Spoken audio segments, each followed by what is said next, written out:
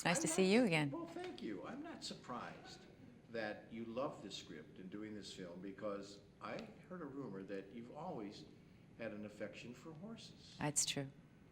But just as a species, I don't really know much about thoroughbred and all of this. And my experience has been in westerns and quarter horses and western saddles, but I've always had a thing, like all girls, it's just some strange thing. From the time I was 2 years old with my rocking horse, he was Pegasus, you know. I always take it a little farther than is believable, and so only Secretariat could live up to my Pegasus fantasy come true, you know. Of course, you play the owner and pretty much mother to the famous Secretariat, Penny Chenery.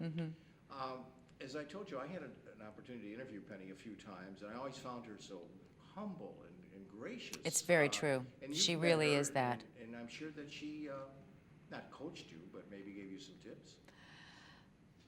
You know, I think that there have been detractors who would have loved to have been able to use the word vainglorious about her legacy, because it was so enviable, you know, and I think it might bring up a bit of that in people. But the truth is, she's a daddy's girl who made good. You know, she came at this from a family perspective, from living up to the legacy of her father, and with a sense, with a very astute sense of the understanding of the linealogy of the gambling. You know, it wasn't about the gambling. It really was about the horse for her. Yeah. And she's always reminding people of that fact, that in any race, it's always about the horse. And she told me she just felt she had the best horse. Well, she did. She had the best horse. Yeah. The most sound and the most smart and the most present. We learn in the film why racehorsing is titled the sport of kings. Right. Because you're talking about a lot of money. That's true. Involved in, even in those days. Unbelievable. But it used to be even, I think, much more of a family. I mean, the generation gap and the financial gap that was there was closed around the races, it seemed to me, in those days, pre-OTB, before off-track betting. Yeah. You know, remember a day at the races? People used to bring their kids and they'd have picnics and dress up. Well, we used to dress up for travel.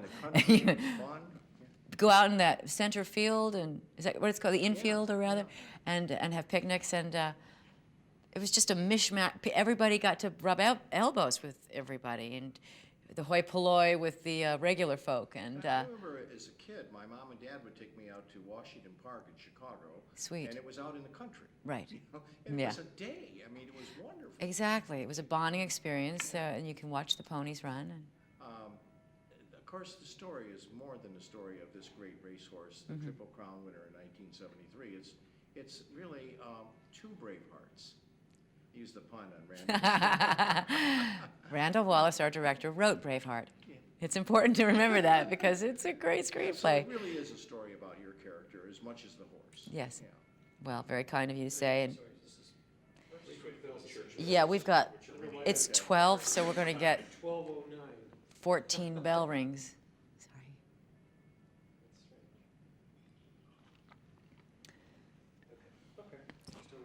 Excuse me 1 second, I'll put my cup down. Thank you. Diane, Ron Howard's film, Apollo 13, we knew the ending. Just like we know the ending of Secretariat, Triple Crown winner. That's true. But yet, the audience I saw, they're cheering like they had never seen this race before. It's true. Well, I didn't want to miss a moment of the adrenaline in Apollo 13 either. I mean, what was going through their mind, and the panic and the fear and the struggle and all the emotionality, and certainly the MacGyver of it all, how to get back to Earth. And that's one film. But this one, yes, we know the ending, but what goes on to get there. And to me, it was almost mystical how the horse, I'm one person, this is my opinion, when Secretariat chose to do that in his third race of winning the Triple Crown, it was his way of communicating back. Oh, you want me to enjoy myself? You want me to own this moment my way? Oh, let me show you what I can do. nobody realized, of course, that he was cheating because he had twice the heart physiologically, not just metaphorically, until, sadly, his autopsy, because every racehorse has one. And when they found out he had a 22-pound heart, he was an oxygen-making machine, basically. You know. Oh, my gosh. Yeah. I remember Penny said that first they called the horse Big Red. Mm-hmm. You know, Well, he was so large, they were worried about him. He was a ham. He was a ham, yeah. That's true. He was very aware of the cameras and people, and Got to ask you this. Sure. Churchill Downs, Kentucky Derby, Mm-hmm. no hat for Penny. You didn't have a hat on. Every woman in the scene had a hat on. Did you know that? I did, and I can't remember about the debate of that day. Gee, did Penny wear a real hat on the real day? I think we didn't because she didn't. She didn't, right. Well, that was the decision we made. I mean, her hair, what hat could tame that hair, honestly? It would be redundant. I know. You could spot her across the racetrack with that hair. In my final minute, just to comment on your supporting cast. We're looking Please. at such a wonderful cast, beginning with John. John Malkovich. Can we just take a moment to honor him and how funny he is in this movie? I read the same script he did. I didn't see how funny it was, and he came like an opera singer, how they know all their lines and their half of the piece. He had this down. He loved Secretariat, and he loved Lucien Lauren, and he really wanted to live up to this and make it everything it could be.